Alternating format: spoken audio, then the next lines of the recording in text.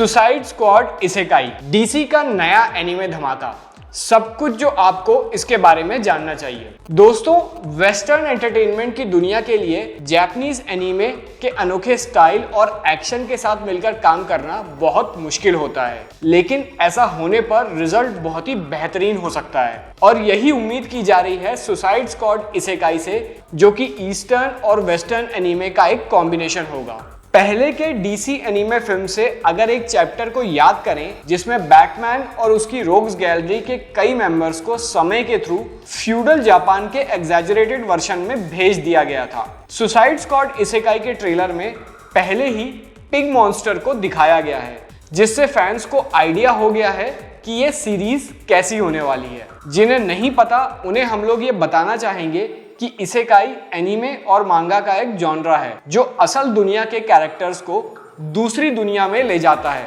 कुछ केसेस में ये कैरेक्टर अपनी इस नई दुनिया में हीरो या विलन बन जाते हैं, जबकि कुछ में उन्हें पूरी तरह से नई बॉडी या अवतार में रख दिया जाता है, जिससे उन्हें काफी परेशानियों का सामना करना पड़ता है। ऐसा लगता है कि सुसाइड स्क्वाड इसेकाई में विलन्स की टीम को अमांडा वॉलर के थ्रू एक और रियलिटी में भेजा जाएगा, लेकिन इस अजीबोगरीब नई दुनिया में वो अपने आप को अनलाइकली हीरोज के रूप में भी पा सकते हैं। सुसाइड स्क्वाड इसेकाई कब रिलीज होगी? चूंकि इस प्रोजेक्ट को अभी केवल अनाउंस ही किया गया है, तो इसीलिए एसएसआई को अभी तक कोई रिलीज डेट नहीं मिली है। हालांकि इसके ट्रेलर में हैरान कर देने वाले हाई क्वालिटी एनिमेशंस देखने को मिले, जिससे हम ये अंदाजा लगा रहे हैं कि अभी इस प्रोजेक्ट पे बहुत तेजी से काम चल रहा है। बैटमैन निंजा बनाने वाले top class animation studio Kamikaze Douga, Yamato Works और बार्नूम स्टूडियो की तरह सुसाइड स्क्वाड इसेकाई बनाने वाले विट स्टूडियो भी अपने वर्ल्ड क्लास एनिमेशंस के लिए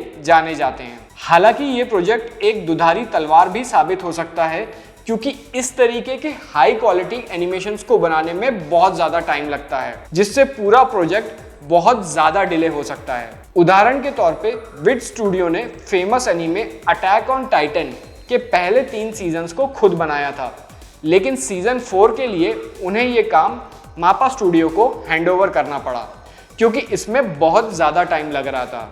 अभी भी अटैक ऑन टाइटन के आखिरी सीजन को पूरा करने में काफ़ी टाइम लग रहा है और इसके आधार पे सुसाइड स्क्वाड इसेकाई की रिलीज डेट 2023 या 2024 में एक्सपेक्ट करना गलत नहीं होगा।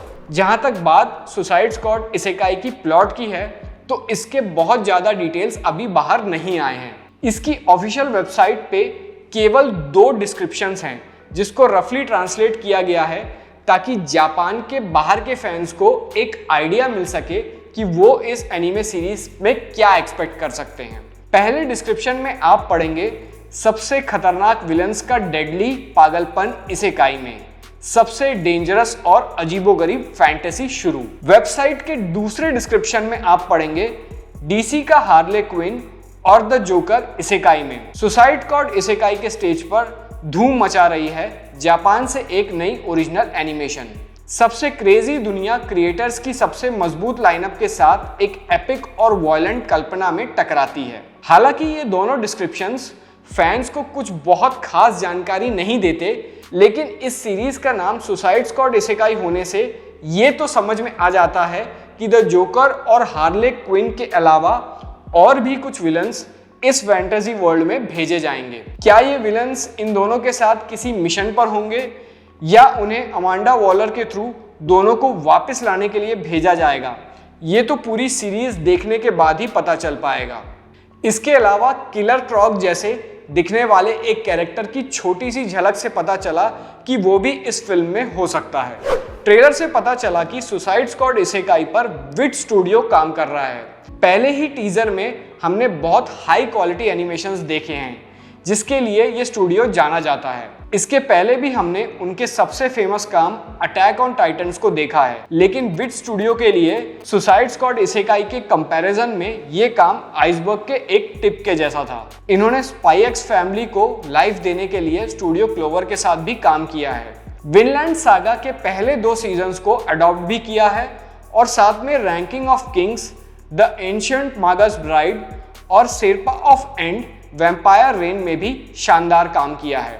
विट स्टूडियो के इसी अच्छे रिकॉर्ड की वजह से एनीमे लवर्स और न्यू कमर्स उनसे एक highly polished final product expect कर रहे हैं। सुसाइड स्क्वाड इसेकाई के डायरेक्टर का नाम है एरी ओसाडा।